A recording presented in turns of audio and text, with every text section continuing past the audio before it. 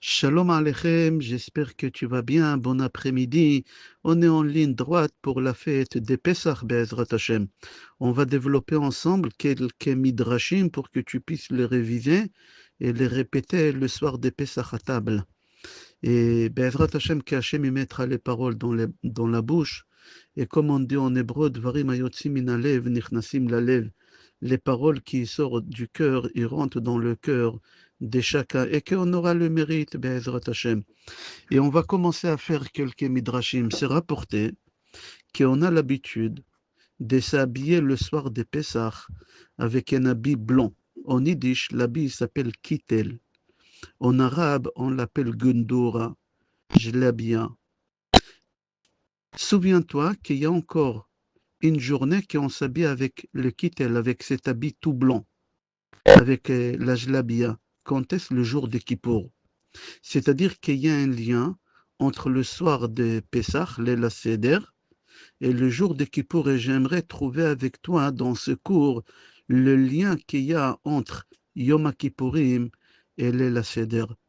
Pourquoi ces deux jours on s'habille avec une tunique blanche? Alors il faut que tu saches que le lien qu'il y a entre Kippour et le soir de Pessah, c'est Rivka Imeno. Rivka, la femme d'Yitzhak, c'est elle qui a trouvé le lien. C'est rapporté dans Parashat Toldot que Yitzhak, il appelle son fils Esav. C'était veille de Pessah. Et il lui dit, mon fils, j'aimerais te bénir ce soir avant que je meure. Pour cela, je veux que tu me prépares un repas pour ce soir. Ce soir, c'est Pessah. C'est rapporté dans Pirkei de Rabbi Eliezer, dans le chapitre 32. Igia lel Pessah, c'était le soir de Pessah. Vekara Yitzhak le Esav beno Agadol. Et Yitzhak, il a appelé Esav, son fils le grand, et il lui a dit, bénis mon fils, Balayla hazeh, cette nuit-là, Kol ha'olam omrim Hallel.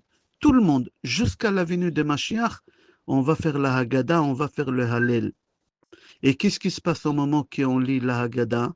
Il dit Yitzhak Avinu à Esav, les ciels ils s'ouvrent et tous les brachot que les parents bénissent les enfants le soir de Pessah, ils se réalisent. Il y a une rosée qui tombe sur la terre. Il y a une abondance qui tombe sur la terre. Et le soir de Pessah, tout le temps, tous les années, même cette année-là. Aujourd'hui, toi que tu m'écoutes, n'oublie pas, le premier soir de Pessah, le deuxième soir de Pessah à l'étranger, toutes les bénédictions que vous faites à vos enfants, ça se réalise comme ça. Yitzhak, il dit à son fils, mon fils, ce soir c'est Pessah, j'aimerais te bénir, alors va me préparer le repas de Pessah. Aselimat Amim, prépare-moi le repas. Comme ça, tevarechecha nafshi, comme ça je te bénis, mon fils. Tu sais que Adam Arishon aussi, il savait que le soir de Pessah, quand on bénit les enfants, alors ça marche. Le jour que Caïn il a fait le sacrifice et Hevel il a copié, lui aussi il a fait un sacrifice, c'était le soir de Pessah. Adam Arishon il leur a dit, allez faire des sacrifices et allez, après venez me voir, je vous bénis. Malheureusement, Caïn il a tué Hevel. Si Adam Arishon il aurait béni Caïn et Hevel, ça aurait marché. On n'aurait pas eu cet assassinat. Avraham Avinu aussi, il savait. Yitzhak Avinu aussi, il savait. Alors viens, je répète et on va avancer. C'est rapporté dans Parashat Toldot et aussi c'est rapporté dans Pirkei de Rabbi Eliezer chapitre 32. Le 14 Nissan au soir, le soir de Pessah, l'après-midi, Yitzhak appelle son fils le grand qui s'appelait Esav. Il lui a dit prépare-moi pour ce soir un repas de fête. Comme ça, je te bénis. Parce que les bénédictions que les parents donnent à leurs enfants le soir des Pessah, ça marche pas à 100%, à 200%. La chose, qu'est-ce qui s'est passé? C'est marqué dans Parashat Toldot. Rivka, elle a écouté Yitzhak qui dit ça à Esav. Et elle, son préféré à elle, c'était Yaakov. Tout de suite, elle a couru vers Yaakov. Et elle lui a dit, va me ramener Shtek diye izim. C'est quoi, Ez? C'est des boucs. Va me ramener 2 boucs. je vais leur faire la shrita, je vais cuisiner comme ton père aime. Moi, je sais ton père qu'est-ce qu'il aime. Il aime le safran, il aime la cannelle, il aime les raisins secs, il aime la tangia. Je vais lui préparer un repas de fête. Et comme ça, il va te bénir, mon fils. Comme ça, il va te bénir parce que les brachot que les parents donnent à leurs enfants, que ce soit la maman ou le papa, ça marche. La Gemara, elle pose une question, elle dit, je ne comprends pas. Vechi ma'achalo shel Yitzhak shtek diye izim. Yitzhak, il mangeait 2 boucs. 2 boucs. Qui mange 2 boucs? Pourquoi Rivka, elle demande à Yaakov d'aller chercher 2 boucs? Parce que Rivka, elle nous fait lier le soir des Pessah avec Kippour. Avec Kippour. Elle voulait dire à son fils, mon fils, va me ramener 2 boucs. Un pour ce soir des Pessah et un les boucs émissaires des Yom Kippourim pour obtenir le pardon. Et comme ça, ton père, il va te bénir avec le premier bouc pour ce soir. Et le deuxième, je le prépare pour tes enfants les jours des Kippour, qu'Hachem, il va leur pardonner sur les péchés qu'ils ont faits. En 2 mots, la première personne au monde qu'elle fait lier le soir des Pessah, l'El Seder, avec le jour des Kippour, c'est Rivka Imenu. Rivka.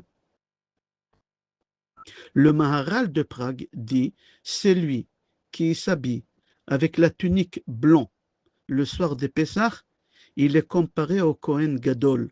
Tu sais, le Kohen Gadol, quand il rentrait le jour des Kippour, à Kodesh HaKodashim, il rentrait qu'avec les habits blancs. Il n'avait pas le droit de mettre un autre habit d'or, tous les habits qu'il avait en or, etc. Et c'est connu que le Kohen Gadol, quand il est en service, le jour des Kippour, avec la tunique blanche, tout ce qu'il demande, il l'obtient.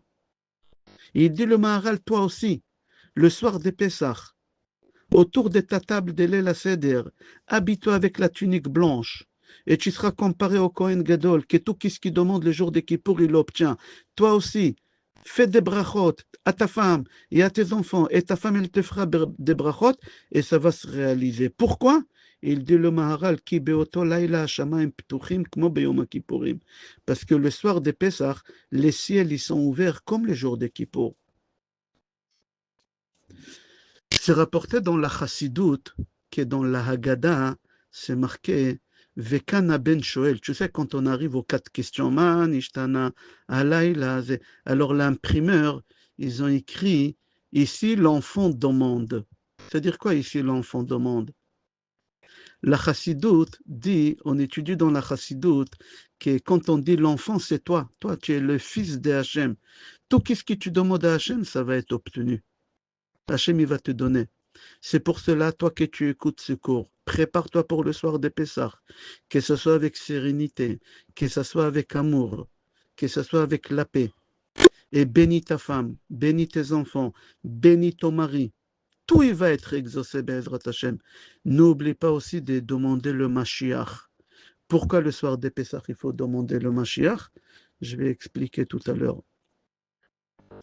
Le soir de l'El Seder, on a 4 coupes par rapport à 4 matriarches. On a 3 matzot par rapport aux 3 patriarches. Les matzot, ils sont rondes. C'est bizarre, tout le temps les matzot, ils sont carrés. Pourquoi le soir des Pessah, les matzot qu'on met dans les plateaux, ils sont rondes?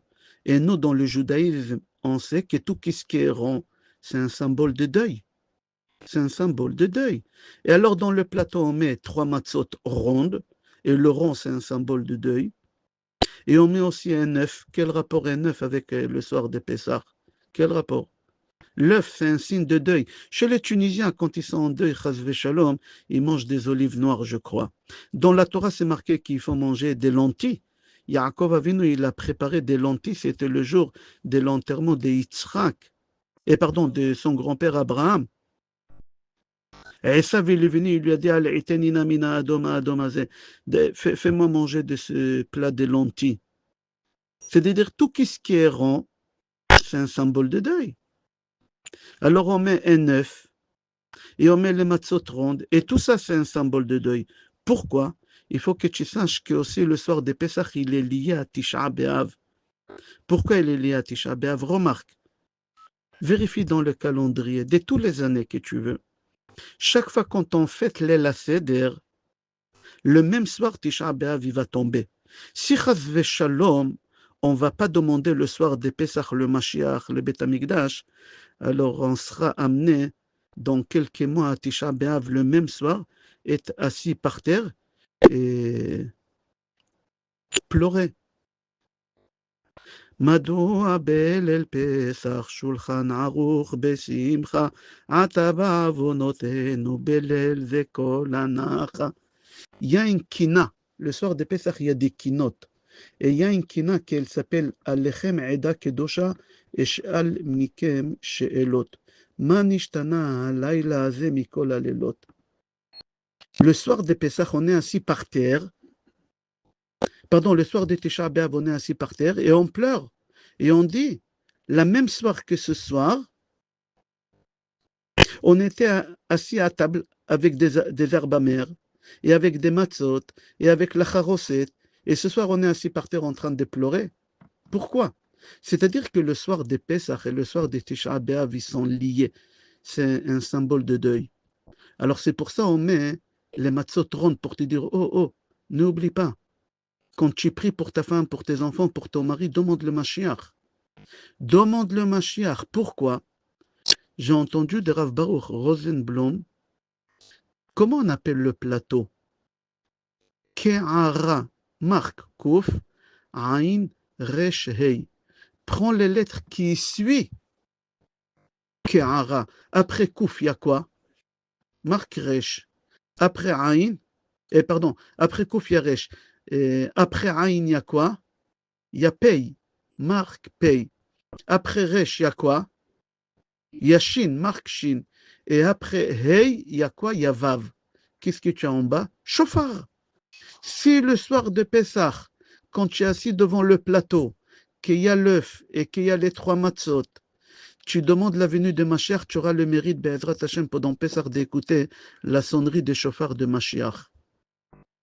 Maintenant, j'espère que tu as compris comment Pessah, il est lié aussi à Tisha B'Av.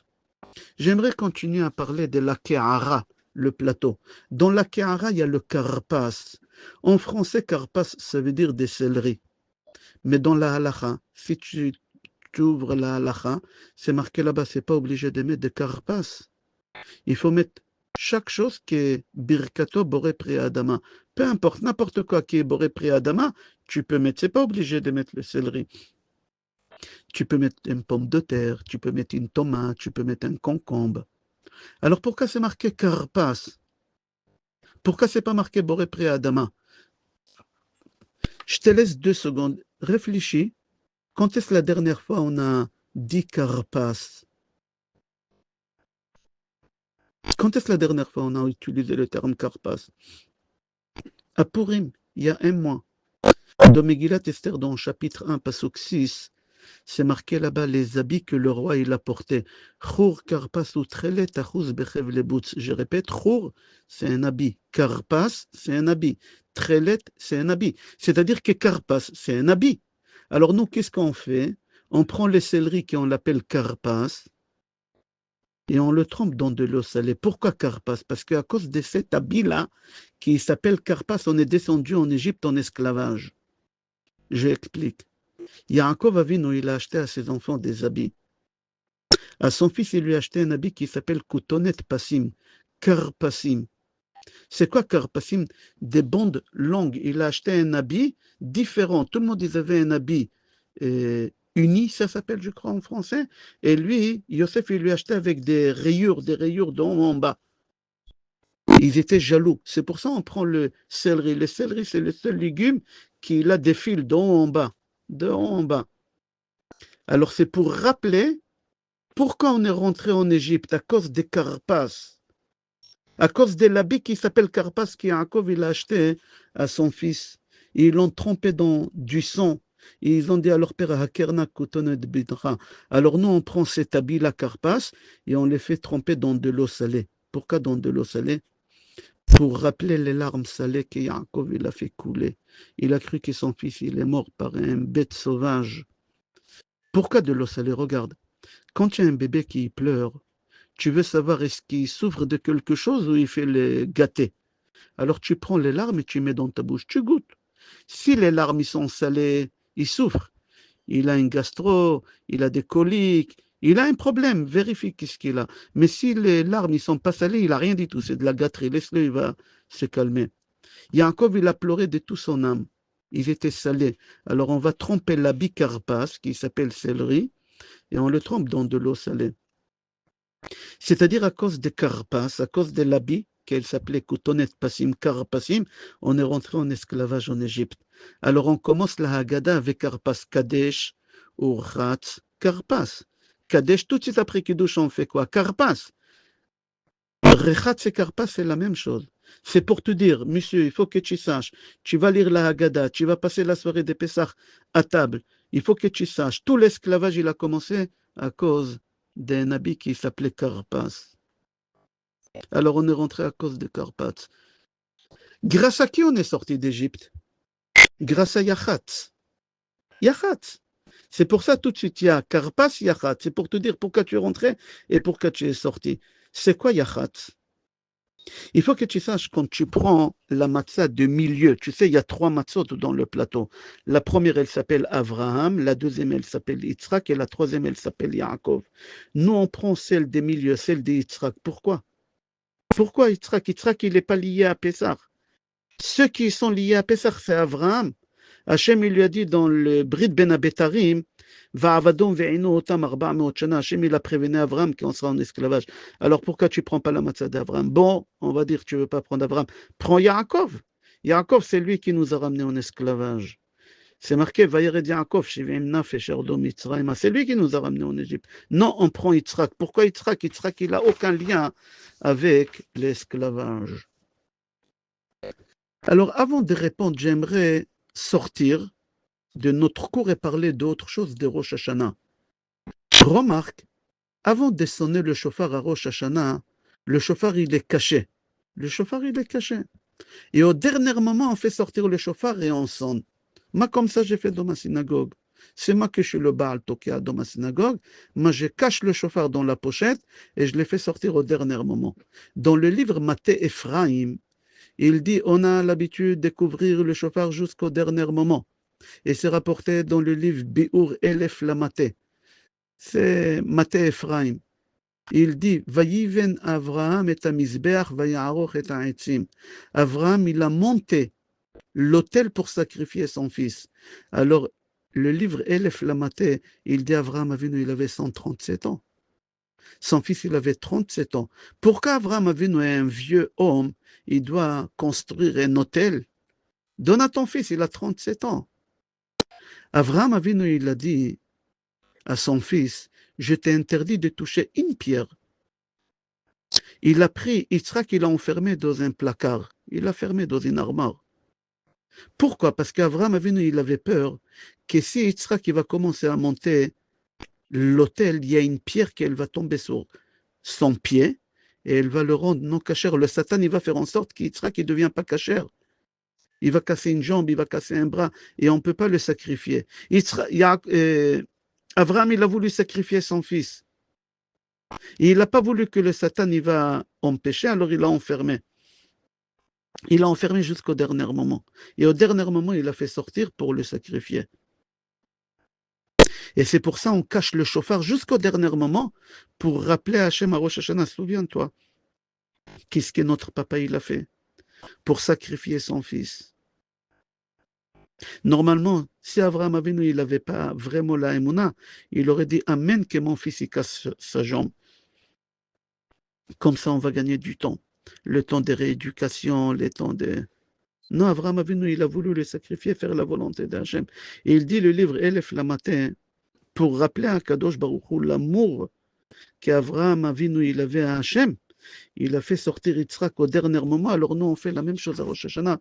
On fait sortir le shofar au dernier moment. J'aimerais retourner à notre cours. On est sorti d'Égypte 190 ans avant la date prévue. C'était prévu qu'on reste 400 ans. On est sorti après 210 ans. Grâce à qui on est sorti 210 ans plus tôt? Grâce à Yitzhak Avinu.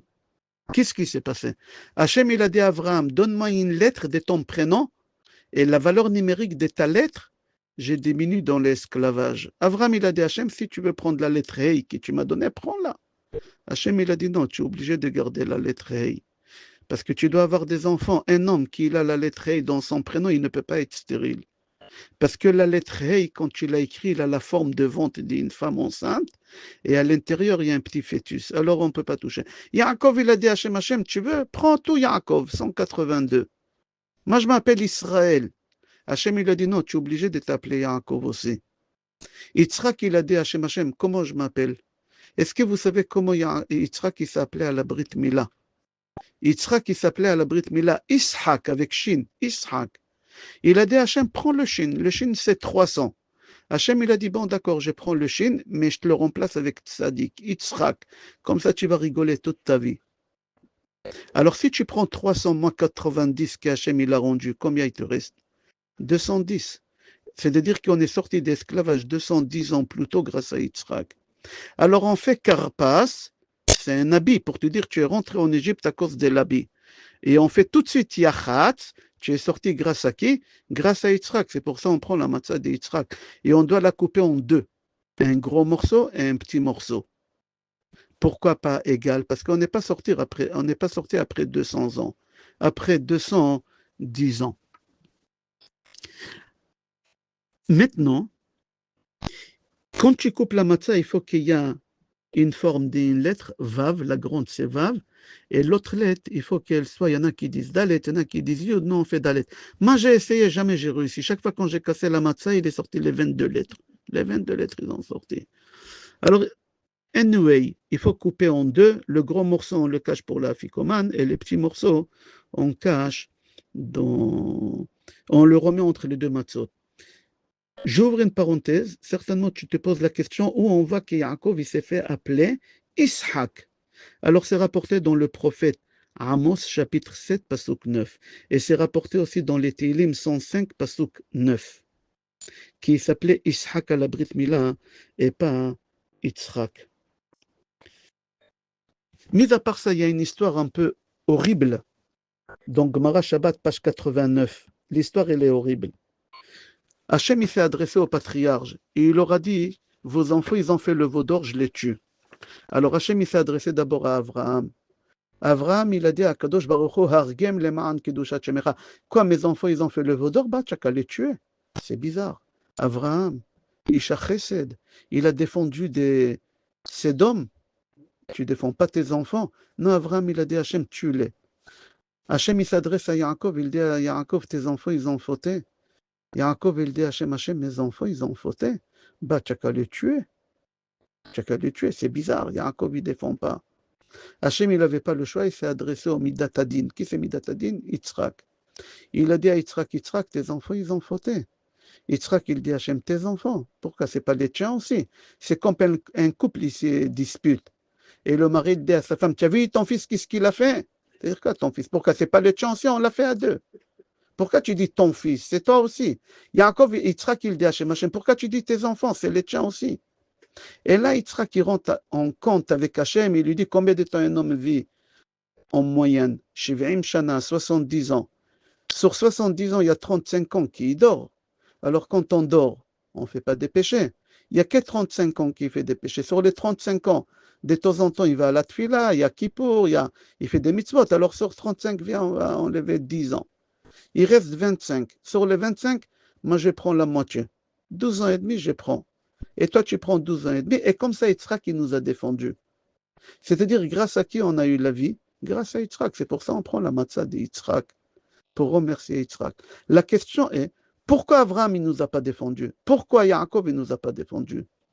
Alors, écoute-moi bien, et tu répètes ça à table des Pessah, et mets ça dans tes oreilles, dans ta tête, où tu veux. Écoute bien.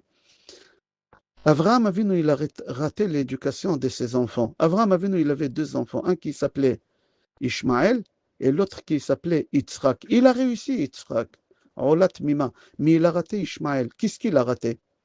Il a renvoyé de la maison. Il est strictement interdit de renvoyer ton fils de la maison.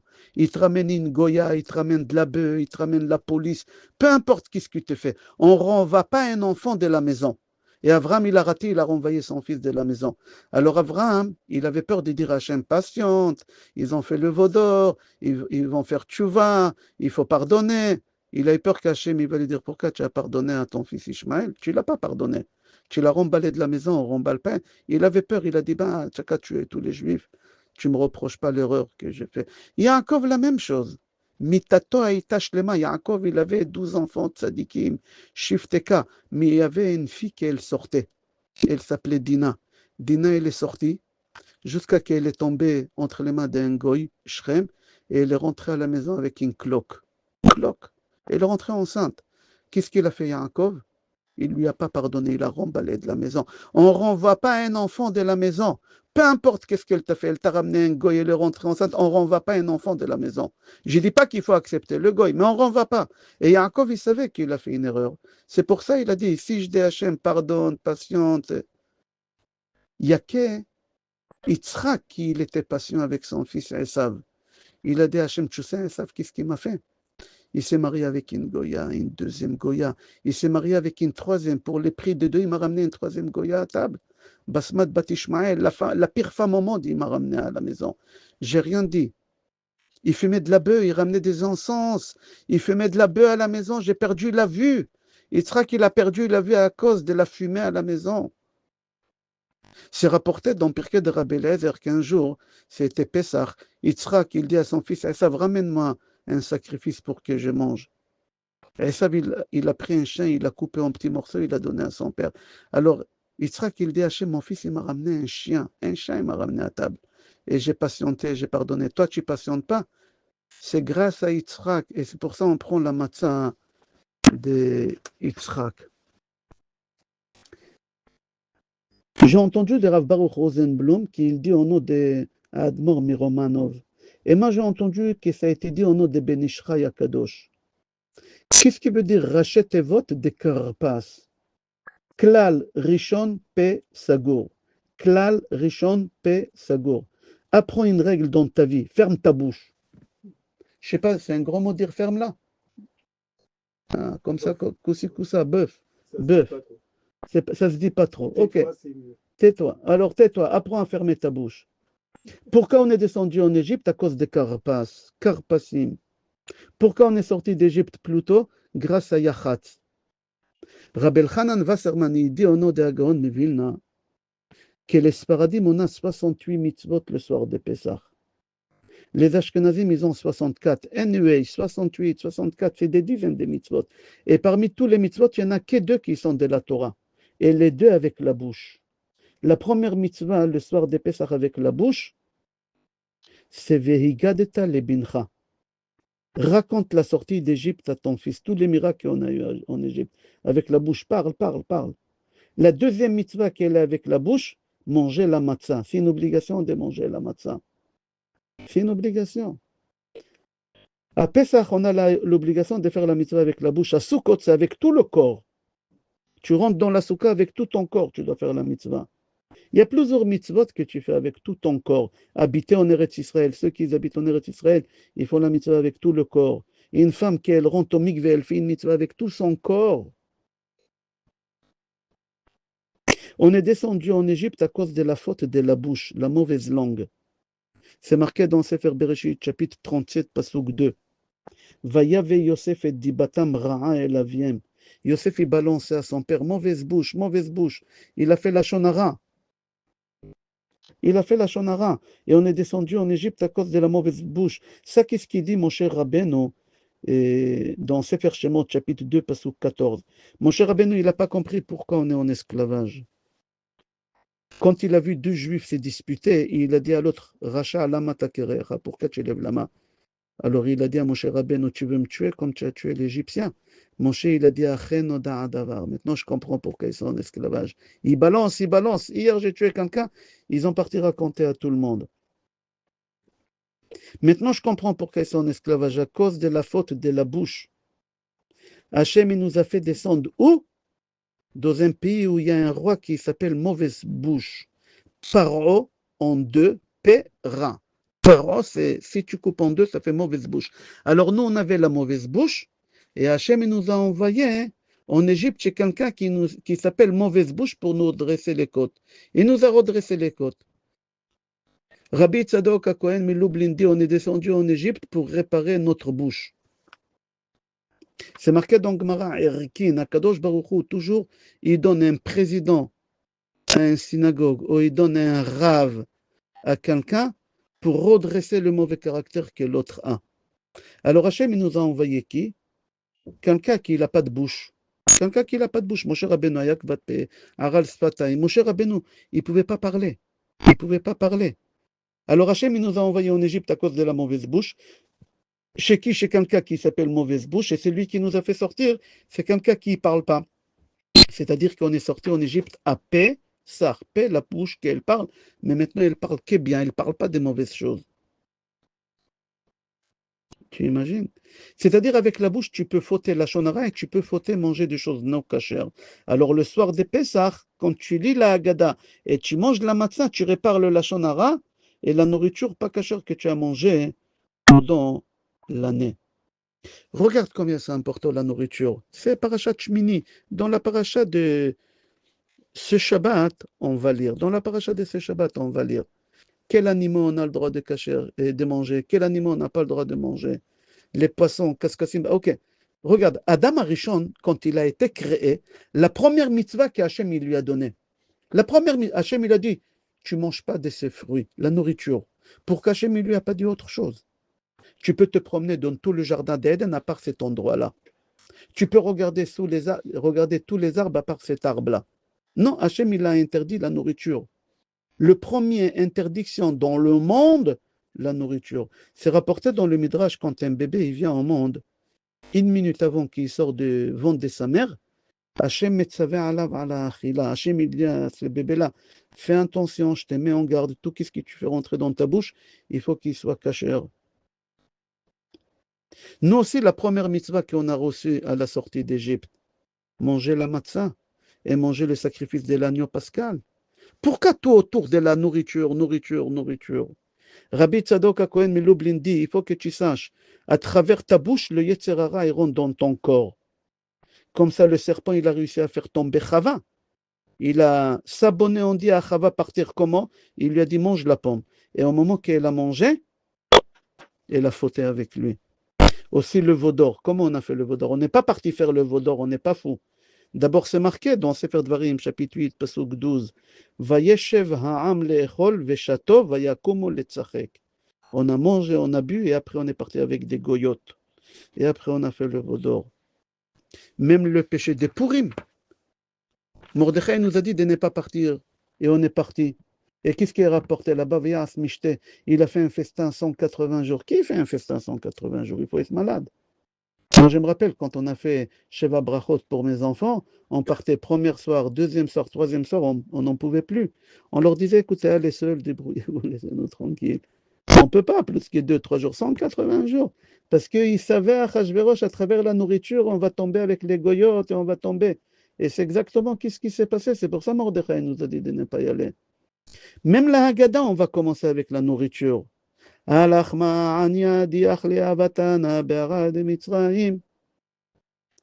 il dit Rabbi Tzadok HaKohen Milublin que le soir de Pessah, on répare la faute d'Adam Arishon. Il y en a qui disent qu'il a fauté avec la chita, alors c'est pour ça on va manger la matzah. Il y en a qui disent qu'il a fauté avec le vin, et c'est pour ça on boit les 4 coupes de vin d'après Rabbi Meir. Dernière chose, pourquoi on marque les 4 étapes des sorties d'Égypte?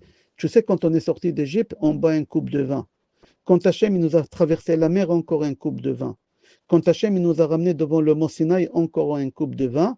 Et quand il nous a fait rentrer en Eretz Israël, encore, c'est-à-dire encore une coupe de vin. C'est-à-dire, on boit une coupe de vin, les 4 coupes de vin, c'est les 4 étapes de la délivrance, jusqu'à qu'on est rentré en Eretz Israël. Pourquoi avec du vin? Pourquoi pas avec des pommes? 4 pommes. Pourquoi pas avec des oranginas? Orangina, pourquoi pas? Il faut que tu saches, quand tu aimes quelque chose, je parle dans la nourriture ou dans la boisson, plus tu manges, plus tu bois, plus tu as envie de vomir cette chose-là, tu n'en peux plus. Tu n'en peux plus. La seule chose, plus tu consommes, plus tu veux, c'est le vin. Et c'est pour ça qu'on boit le vin, pour te dire, aimez Eretz Israël, aimer Eretz Israël. qu'Akadosh Baruch Hu, il envoie Be'ezrat Hashem, le Shalom Be'eretz Israël, qu'on aura le Mashiach Be'ezrat Hashem. Et surtout, tout ce cours-là, je le fais, n'oublie pas le soir des Pessah. Je t'en supplie, faire des brachot à ta femme, à tes enfants, madame, à ton mari, que ce soit avec sérénité, avec la paix et avec l'amour Be'ezrat Hashem. Et regardez, j'ai envoyé un quiz la semaine dernière. Dans ce cours, il y a 80% des réponses sur le quiz. Pessah Kasher Vesameach.